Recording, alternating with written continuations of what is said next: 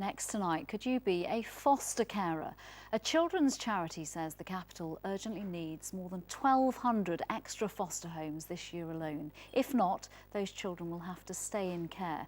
I'm joined by Margaret Akpereni, who has fostered children in London over the past 4 years, and by Darren Johnson from the charity Action for Children. Darren, if I can start with you, there is confusion over who can and can't be a carer, and you think this is putting a lot of people off? I think it presents a barrier in terms of people coming forward, and I think what we need to do is demystify the process in terms of coming forward to become foster carers.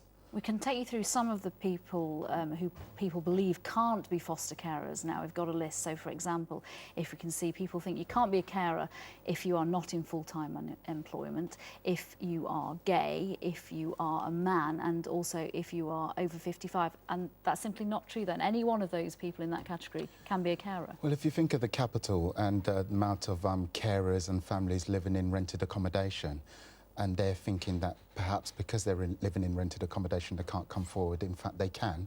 You don't need to have a large house or have a mortgage in order to come forward to become a foster carer. So it's really important that we actually clarify what the criteria is and demystify that process. Margaret, what first made you decide to become involved and to open your house out to these children in desperate need?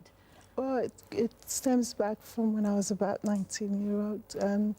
I had siblings that were being taken into care, and from then on I was going to take on my sister, but I wasn't allowed at the time as I was too young, so they went into care, and that's kind of made me feel like over the years that I wanted to give something back. It can be a disruptive job, disruptive to your household. You've helped around 7 children. What has that experience been like for you?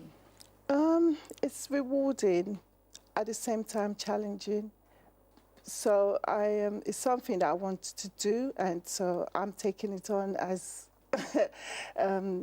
with interest and a bit of it's challenging, like I said, but it's if you're interested in doing it, then you will do it. What would you say to somebody very briefly who's listening to this, who isn't quite sure, they haven't quite decided whether they can actually commit? I've always said to my friends and family, please try and do it.